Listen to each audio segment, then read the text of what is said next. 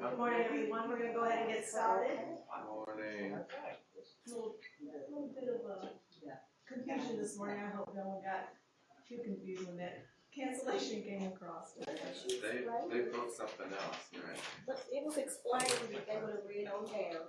Because I read it. But it was there. Although they're not here, I wanted to thank Mike and Amy for helping out last month when the Chancellor was here. I was not feeling very well, and the last thing we needed was to infect all of you, so I appreciate them helping out. And Lynn, thank you again for all you did. I want to welcome new members. If you're here, please stand up. Vanessa Alderson from Ophthalmology Research. Sally Ross from Psychiatry. Stay standing. She's still standing. Sarah Weaver, Division of General Internal Medicine. Janelle Hudson from VMG Practice. And a returning member, Theodora Gordon from General Pediatrics. Welcome. We still need volunteers for commencement activities. If you are interested, go to the website. It's VU, I think it's /commencement. If not, just do a search on commencement and it'll pop right up. We were going to do community photos today, and we'll just have to see how it goes. We have a low turnout today. The Cure event, for everybody that came, thank you for coming. We had a good turnout. If you did not get to see it, it was a very good presentation. If you go on the Cure website, you can watch it. The Green Dots training, we had that a few weeks ago. Mike Zimmerman, who was here at our September meeting, presented. And it was really good. It was a long 2 days, but it was very good and interesting training. If you ever get the opportunity again, I advise you to take him up on it. The late April, early May birthdays: Elizabeth Hudson, April 21st, Connie Gambrell, 4/24, Lynn Booker, 4/25, Tina Heron, May 3rd, and Kelly Cartelli, May 10th. Kelly's not here. Our first speaker is Cynthia Cyrus. She's going to give us a demonstration on the grants that she received for digital learning strategy. We will welcome Cynthia Cyrus.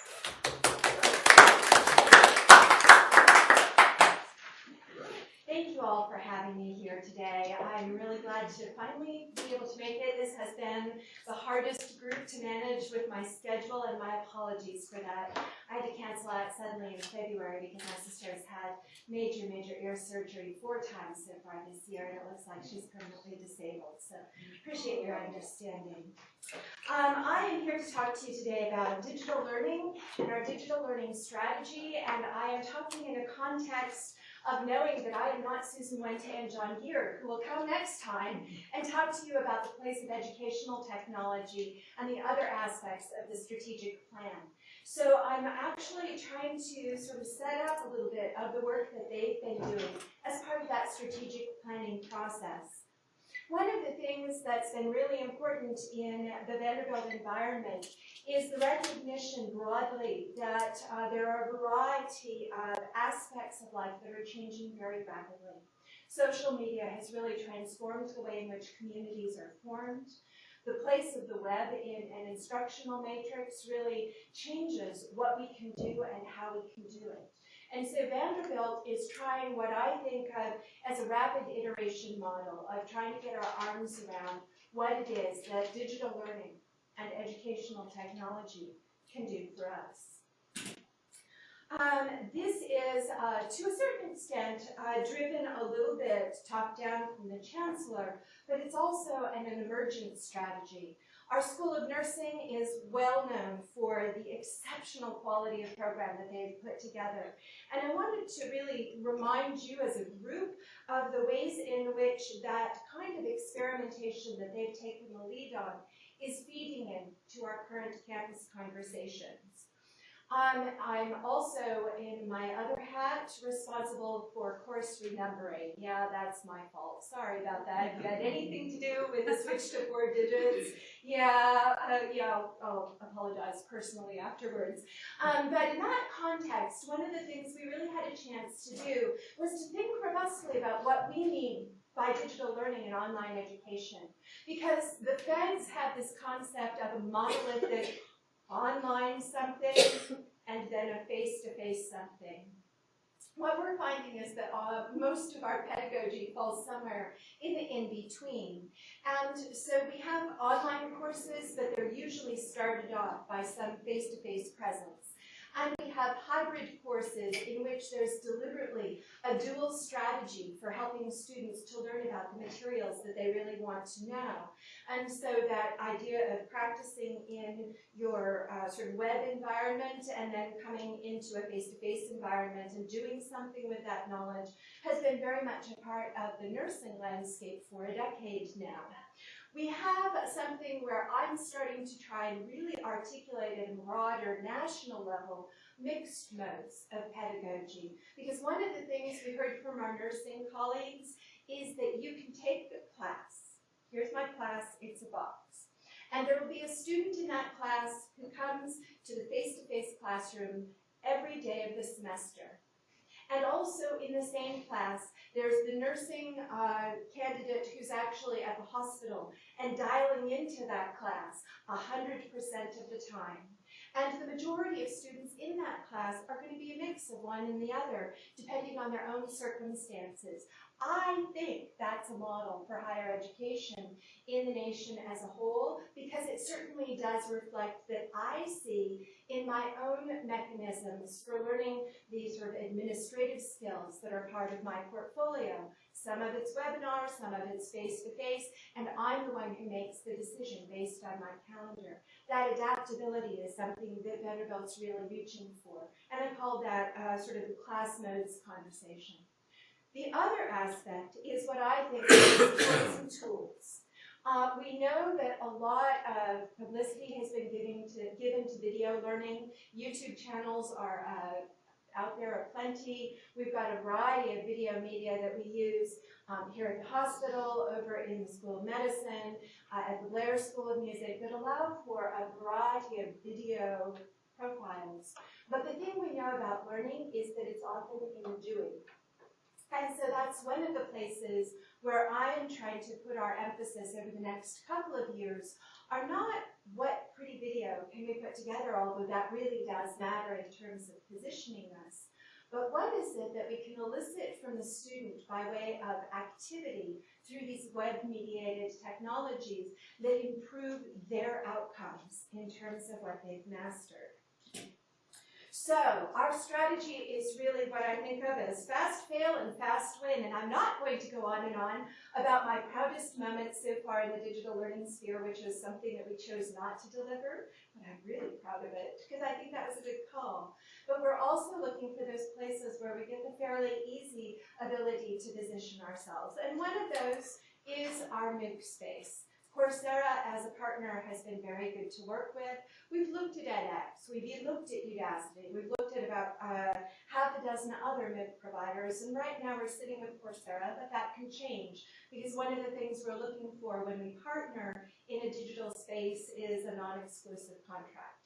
Non-binding, non-exclusive really matters because this space changes so much that if you miss a day of news, you're playing catch-up for the rest of the week. So we're partnering with Coursera, and for now, that's really good for us. We get really good global reach. We have students, learners, from ever so many countries. That's a heat map of one of our early courses. Nowadays, I'd have to say the weighting is shifting over towards the east a bit. There are Chinese servers that are dishing up Coursera offerings that have changed some of the bandwidth constraints that held back enrollments early on. There is about 30% of Coursera enrollments overall are in developing nations. And I think that's really significant in terms of how we are positioning what we do in this space more broadly. At Vanderbilt, we're different than our peers. We decided not to make a computer science project. I'm really proud of that. We said very consciously we wanted to go out to the 10 schools and to look at a way to display what Vanderbilt does to the world as a whole. And that's made a difference in the variety of courses that we've put online. Overall, yeah, excuse me.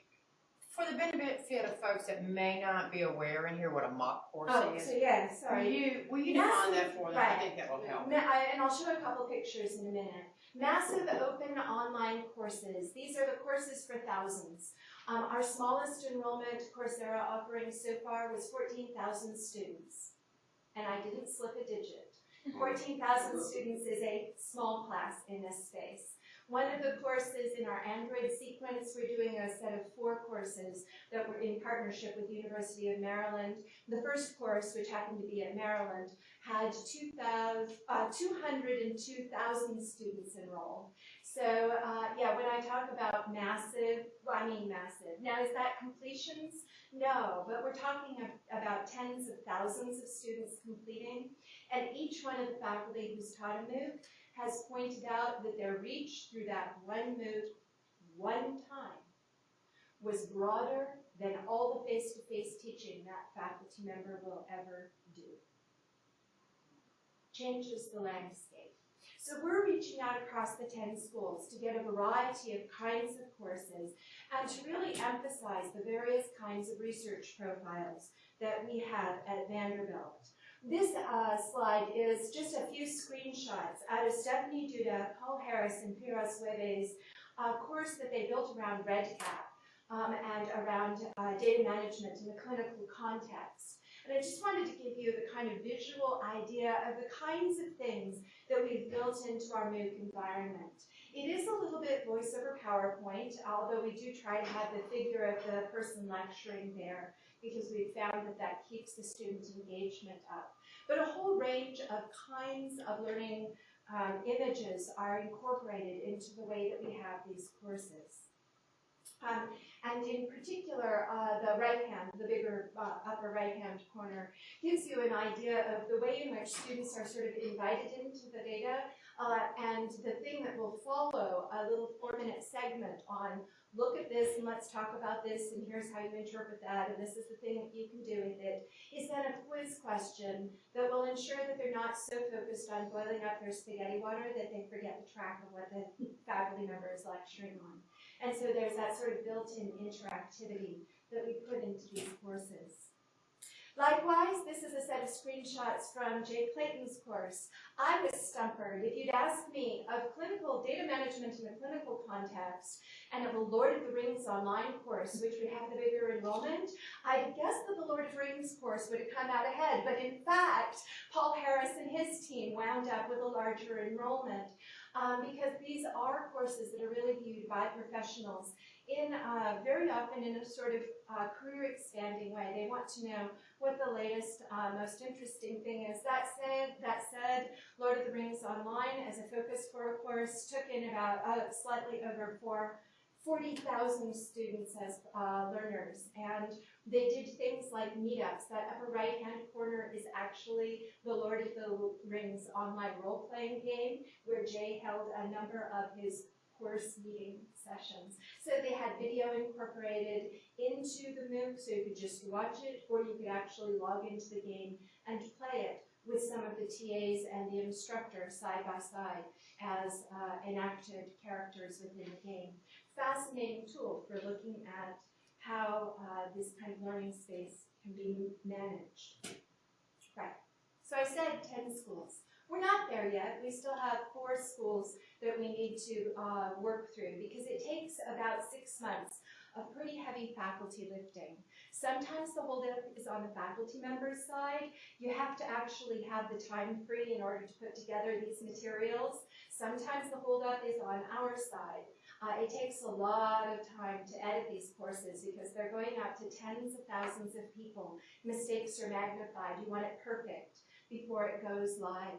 But we've had courses from the School of Education. We've had an important course out of Owen that's been repeated 5 times already in a variety of contexts. We've had a nutrition course that has had our largest enrollment to date, which was about 85,000 individuals. So a whole bunch of different kinds of things. These are the ones that are currently up and visible. We've got 3 that are in production, but not quite ready for pre-enrollment. They'll be going live this summer.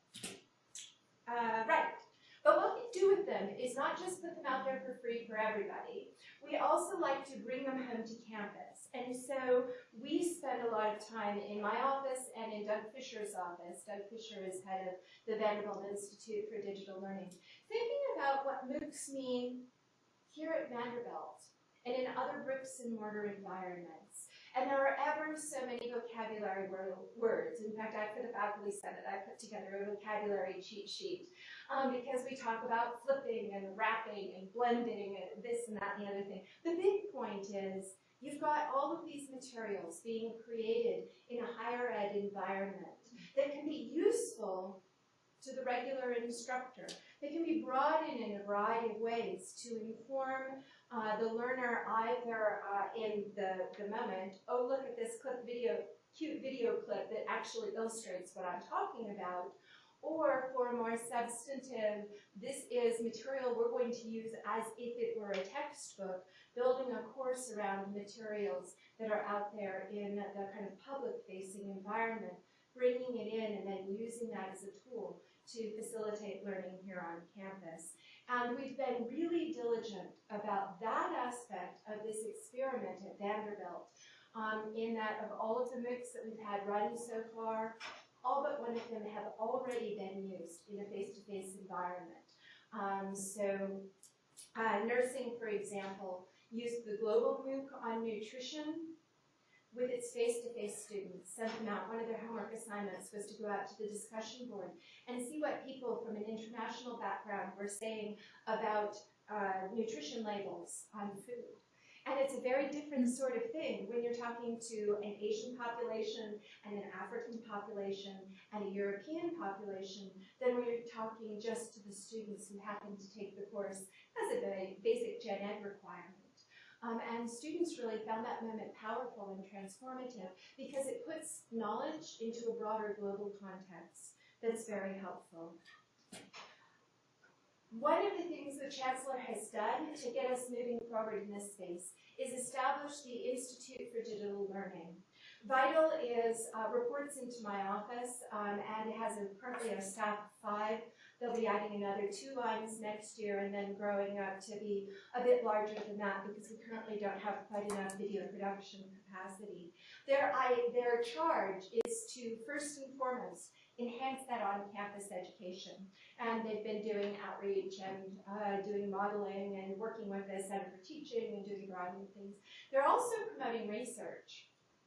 It's amazing what having 40,000 students engaged with a quiz can tell you about how students are understanding the material you're giving out.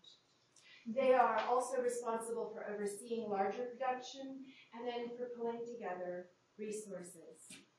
I know I'm moving quite quickly, so I'm glad to take questions at the end. I wanted to just put up a few things that I thought this group could be helpful in getting word out for us. Some of the themes that we think are important are the idea of mastery learning. It's no longer an environment where my win means that you have to lose. It's an environment in which all learners can practice until they get it right, and I think that's going to be particularly important given the variety of educational things that we do that are outside of the curriculum. Going back to my webinar thing, it's a very different thing to just listen for an hour than it is to sit in that hour and break out and do something with it and then come back and listen to the knowledge of the person on the other side. That's the way in which we think that VITAL can be helpful across a variety of campus environments. There are opportunities to create what I call digital objects, those tools, those toys, those things that allow someone to play with the information that are really transformative. And then there are ever so many opportunities for a variety of strategies going forward. We'd like to know what it is that you're doing in a digital space. We'd like to match up groups here and there that are doing similar things to see, do you need an instructional designer? Maybe we've got some resources for you. Are you putting together a small video piece? That would be, again, something that we can facilitate. And in fact, one of the specific charges I have to this group is let people know that VITAL signing on grant applications saying, yes, if this is funded, we can put these resources into that project in ways that have paid off already. We have grants from the CERTL network, from MATLAB, from NSF, where we will be doing some production in-house, or at least supporting the work that groups are doing to put their own materials up into this broader environment. And then last but not least, there is a faculty innovation program. The deadline was in March, sorry about that. But this will be an annual cycle, and there's also a capability of going in off cycle to actually request some funds which we've set aside to help you in the work that you are trying to do and facilitate. And so that's a really fast romp, but I know your schedule's full today. I put my email address up. I'm glad to talk to individuals at length or groups at length. I've also given the 2 URLs, Vanderbilt's Vital Institute for Digital Learning, if you need to remember it. They have the things like the calls for papers and a bunch of curated presentations that have been done at Vanderbilt that are available for anyone. And then if you're interested in poking around with what's out there on Coursera, Coursera as an entity has over 300 courses now. Vanderbilt, as you saw, has 7 that are up and visible, and we've got about 11 overall. It's just not all of them are in pre-registration now. Yes? I have a question about a financial question. Yes. So Vanderbilt designs a course, puts it out to the world, and then there are variety for, Coursera partnership, and I'll speak there mostly because that's where most of our space is right at the moment. In Coursera, depending on the place to which you report in the provost's realm, there's an upfront payment to the faculty member as a course overload, because this is so far all been outside of the regular teaching load. In the case of the Med Center, the decision was made that that would be rolled up in the service hours. Depending on which model you get, once the university has recouped its investment, then there's a revenue sharing agreement. Exactly what that looks like, we said, oh, there will be a revenue sharing agreement, thinking, yeah, take the money on the upfront because I never think it will make money. We anticipate having to cut a check this summer, and so the Faculty Senate will be reviewing the actual revenue sharing model that will be used in a pilot way. That'll be, I think, part of their May discussions. So there's a revenue sharing that's modeled on a tech transfer, kind of a hybrid of tech transfer and copyright model that goes back either to faculty member or department, depending on the arrangements the faculty member has made. and I was actually thinking about the end user. Oh, the end So user. the person who's in okay, Asia or right. in Africa, are they paying for this, or? It depends. Coursera is, one of Coursera's principles is learning should be free. And so anyone, anywhere can sign up for a Coursera account. My kids have done this, and take a class and, do the material and see if they meet the benchmark. If, however, you're wanting to carry forward a professional credential of some sort, then there's a signature track enrollment, which is currently running $39 to $59 per enrollment. There is an authentication process at the front end where they look at a government-issued ID and do a visual match to the person on the screen. Then they keep, it's actually a type print, which has been determined to be more accurate than fingerprinting of the person taking the class through click streaming log over the course of the enrollment, and at the end there's a verified certificate that comes out, and that has been the largest source of funding for Coursera, although there are also a variety of click-through arrangements in book buying. There's been a video startup had actually put some money in order to capture some capacity of getting to some users. So there are a variety of financial models that roll up into that. We've seen so far enough money to take the various Coursera staffers here at Vanderbilt out to dinner. But as I said, we're looking at actually maybe having to write a check to faculty in the not too distant future. Coursera's own overall finances had gone, quarter 2 it was 1 million, quarter 3 it was 2 million, quarter 4 it was 4 million.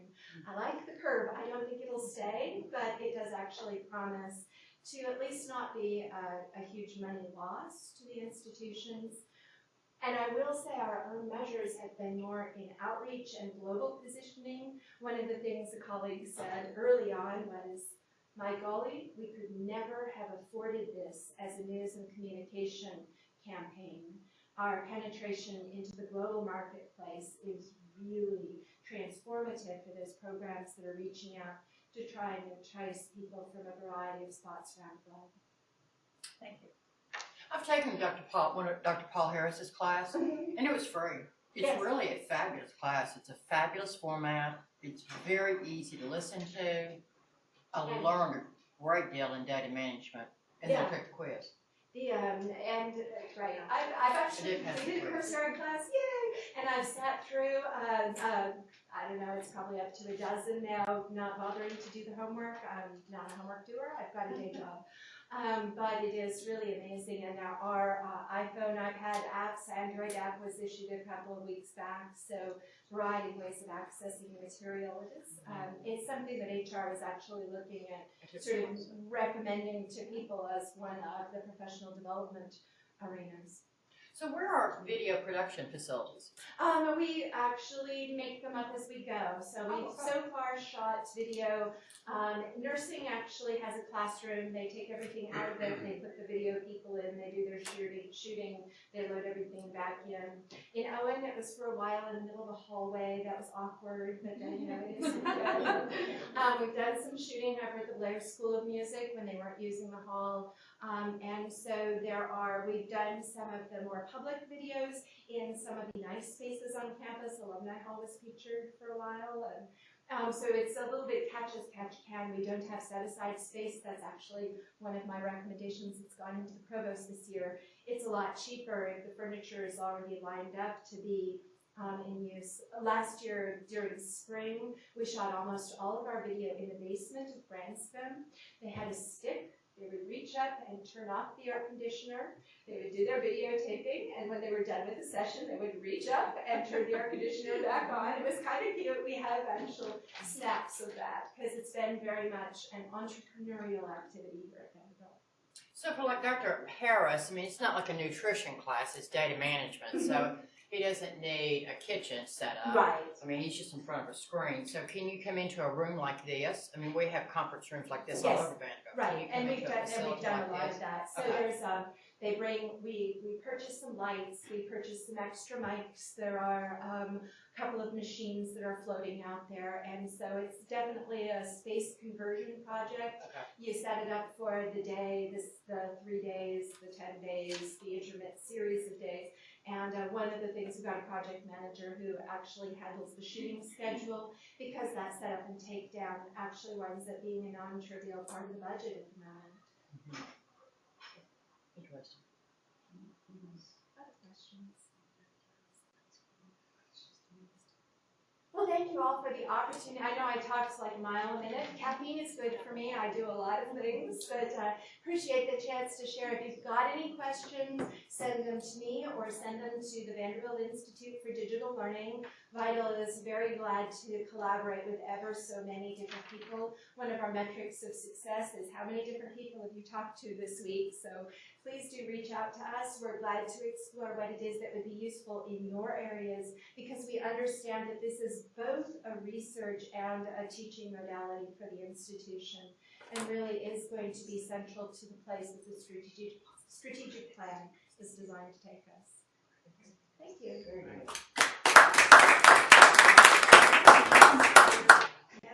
Is Natalie here yet?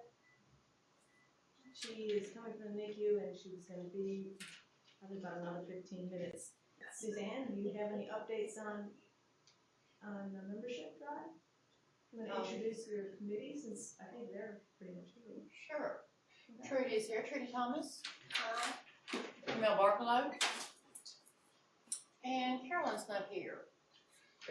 We've worked on a welcome letter to go out to folks. We realized that we could go out and recruit a half dozen people, and then it just kind of stops. And so we're working on, first we took the membership form that Vicki provided, and we've kind of made some, she suggested we make any kind of edits.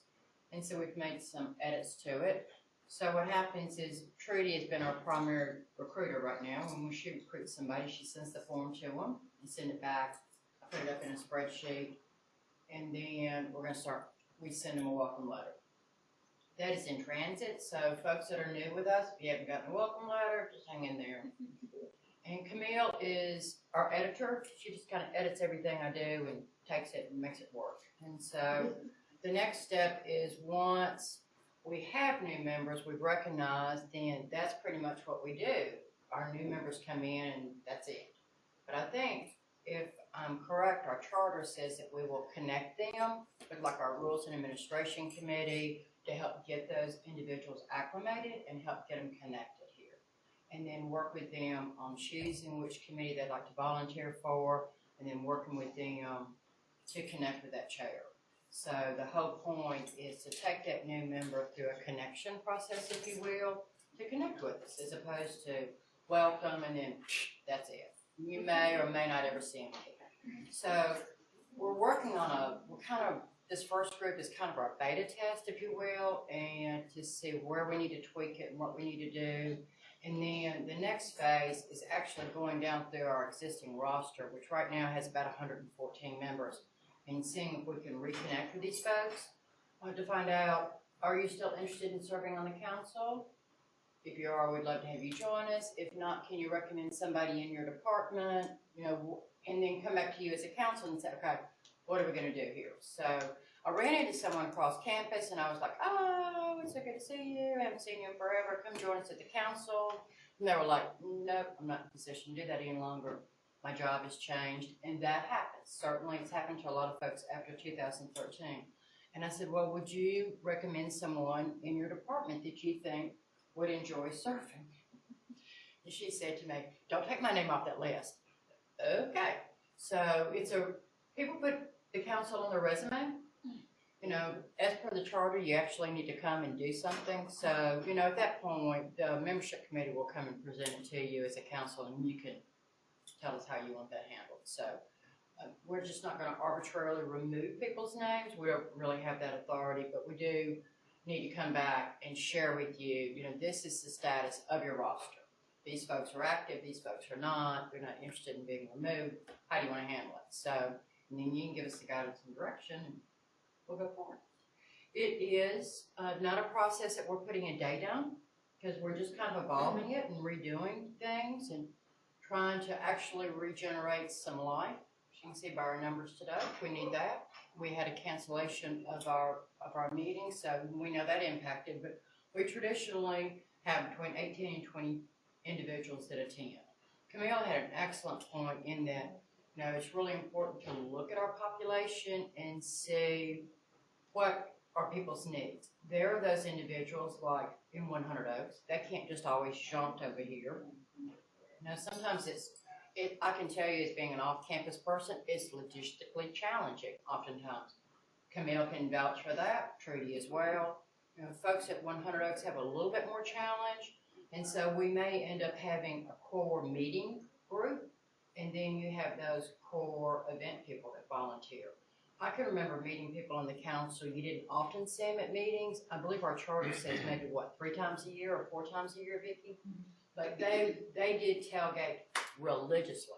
Those folks were always on spot for that event. So, as we go through, we'll have a better idea of what exactly is our membership composition and what are people interested in doing, what are their needs, and then we'll proceed with it. But I thought that was interesting. We're on the master roster. We are keeping track of location. It's really interesting. As Vanderbilt has grown over the years, our growth is very exciting. Oftentimes, many of our council members were now working off-site. We have lots of council members that have moved to 100 Oaks, and we've really lost their participation. We have a lot in Green Hills. Williamson County for a time was just busting at the seams. So it'll be interesting for you to be able to see where are our members located, and then what can we do to reconnect with off-campus members, to make them feel connected to Vanderbilt and make sure they are aware that they can review the podcast and they can come and volunteer for events and be able to participate with us. So that's where we are. Thank you. I was going Suzanne to give me a good fill in there. And thank you to the membership committee, all doing a fantastic job. Appreciate the efforts. Hopefully we can get this thing moving. Does anybody have any suggestions for drawing members? Anybody that's not on the membership committee? No? For withdrawing members? No, for drawing. Oh. Have you done one withdrawing?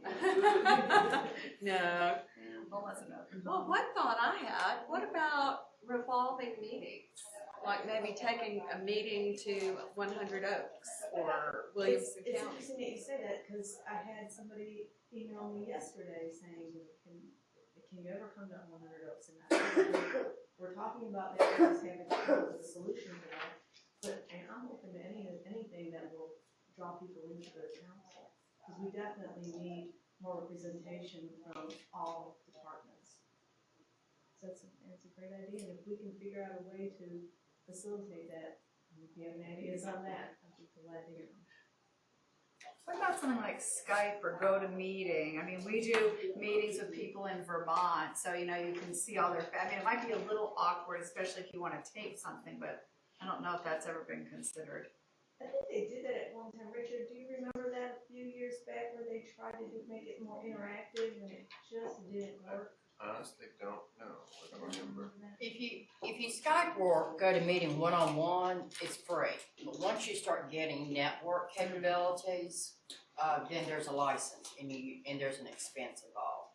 I know that we have that license throughout Vanderbilt. We do it in research. I don't know what it takes to tap into that license to get somebody to work with us, principal investigator. I think it's a great idea for us to pursue. I rode up on the elevator this morning with the vice president of First Tennessee, and I said, "Oh, how's it going?" And he was like, "I've been Skyping everybody. We just video conference everything. I love it. I used to have to travel to East Tennessee, and now I've got 10 people over there in different offices." I mean, he just was talking technology all over, and I was like, we can be able to do this because we're Vanderbilt. So, I don't know how we get all of that done here. Because you have to have a license when you start getting multiple people involved. But we can check it out. Now, I'll ask how we do it. What do y'all going to go to meeting with various parties? I think we're back to Skype maybe, but all I know is, we have a couple people in different parts of campus, then we have a few people in Vermont, we have somebody in Indiana. Okay. So you basically, you see a little box and Yep. whoever's speaking, they show up and the other ones are sort of still. So could you ask around and see if there's a charge for that? Yeah. That your department pays So, for? I'm Natalie, I'm a NICU doctor, and I'm the director of the NICU follow-up clinic at Vanderbilt. I'm actually representing two projects because right now my music therapist is currently testing patients, and she's in the middle of doing patient care, and she couldn't free herself up. And I apologize for being late, that's what I was doing, so I really apologize. So the first project I wanted to talk to you about is the one you funded that provided us with some USB drives for one of our really dear to our hearts projects, which is we let children get to hear their mom's voices in the NICU even when the parents can't be there.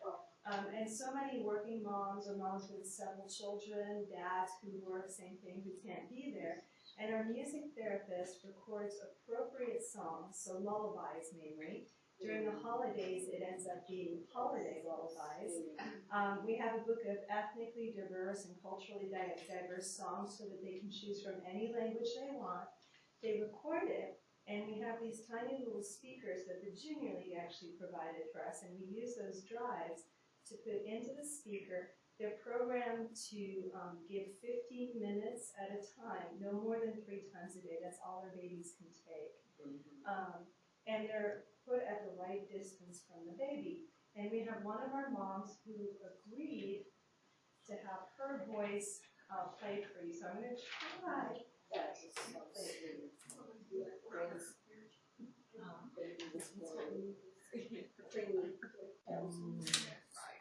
I guess that consensus is too much.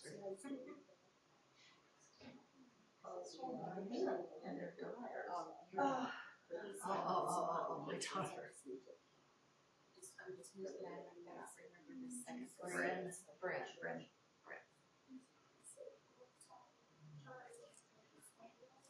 So this committee funded this, that's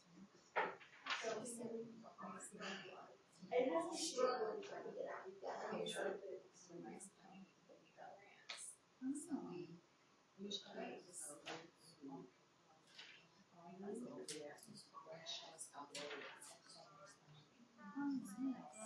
His sweet head, the stars in the sky look down where he lay. The little Lord Jesus asleep on the hay. So, what it is we have this that goes in here. And this,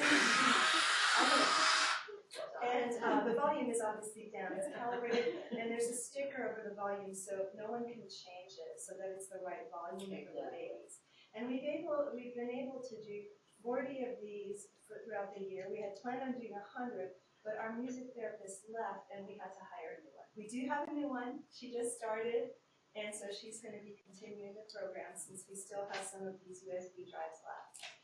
And I'll show you, we inscribed them with the mcsac logo. You can pass it around so that people would know who had donated it. So it's just a red thing and you'll see. So that's one of our projects. So that's going well. Like I said, we had a little hiccup, but now it's fixed and we can still, the good thing is they're non-perishable, right? Exactly. So the second thing that we funded, which had a far greater outreach, was a program for the developmental follow-up clinic. So this is a free program that we're doing, and we started off, it's a program of screening babies with what's called the Ages and Stages questionnaire, which is something we had never done before. And so the first phase of our project was a comparison with our existing measures to make sure that we were going to do the right thing. And we studied it, we figured out that it worked, and it tests the cognition, communication, and the motor skills of babies, but through a parent questionnaire. So it's really getting feedback from the parent. The advantage of it is that we can do it over the phone. And so it was such a success, and we were able to do it to the children in our clinic, that we expanded it, again, at absolutely no cost, to the congenital heart disease babies.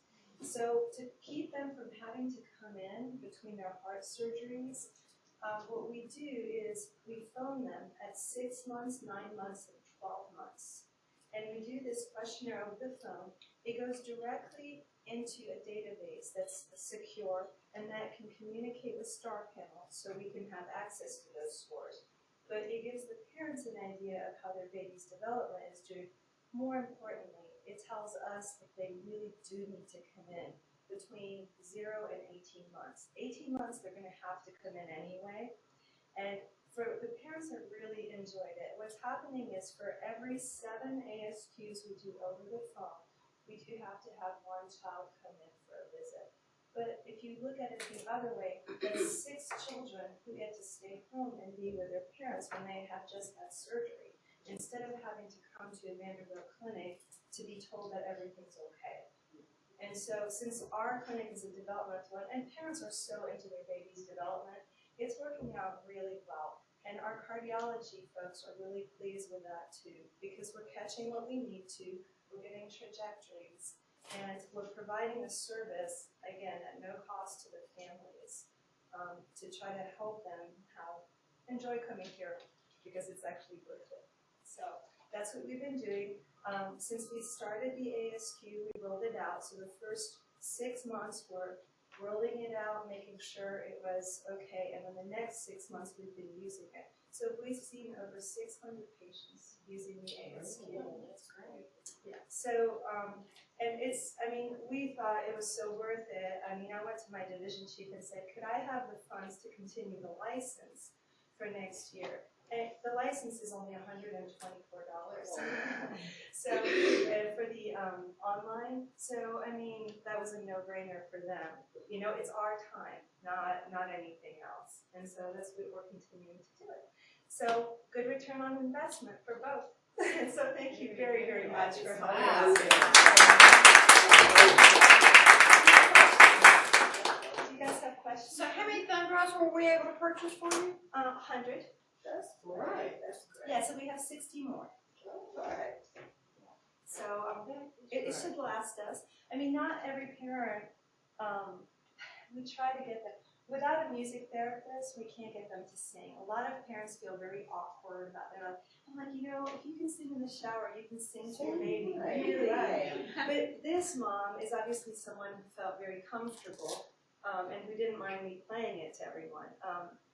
It takes a music therapist to say, you don't have to sing. And so what she does is she'll sing and then record the parents singing, like imitating.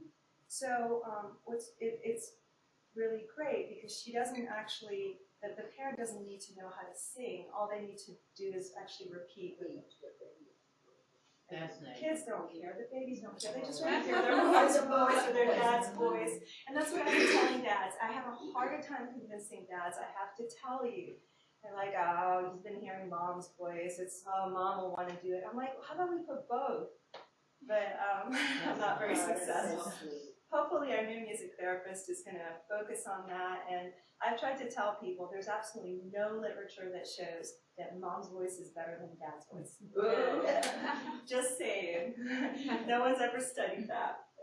All right, do you have So you questions? put the speaker near the baby's crib? So it has to be 18 inches away from the head at 20 decibels, between 20 and 30 decibels. I'm speaking at about 50 to 60 decibels. That's my voice. Oh. So you can, but you wouldn't have been able to hear it. So we do this, and we have a decibel meter. Actually, you can get one on your iPhone. You can measure the sound, and so we calibrate them, and then we put basically duct tape over it, but we put a pretty sticker so it doesn't look like we're trying to stifle them. And they can't change the programming. The 15 minutes is set, and the volume is set. All they can do is turn on up to 3 times a day. So, and these are rechargeable. What I was doing is I was plugging it in to, they plug into the USB drives of computers. And so the other thing is we do give parents, we can't give them the speakers, but we do give them their USB drive when they leave so that they have that memory of having taken care of their baby in the NICU. I'm so sorry, I'm just going to check this. It's my pager. So you need to keep purchasing them then, as opposed to recycling the USBs. These? Yeah, well, yeah, because I give it to the parents. Yeah. It's, I mean, you know, I got, they're pretty cheap. The engraving, I do feel it's important for them to be engraved because, first of all, there's the Monroe Carroll Children's Hospital, a little bit, you saw the paper dolls on it. And it's important. I want them to say, you know, to their friends, this came from Vanderbilt, you know, see, they take care of our baby and they take care of us. Oh, wonderful. Wonderful. So,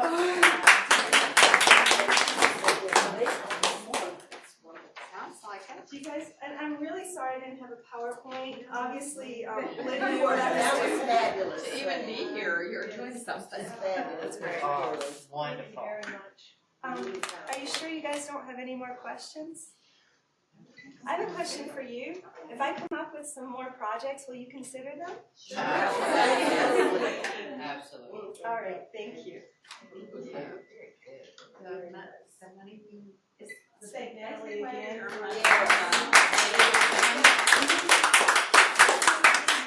Next month. Toner Okay, the recycling. toner cartridges. Yeah, that's what made me think about asking. Thank you, Dr. So, the fact that, do we still order from Tom Brown?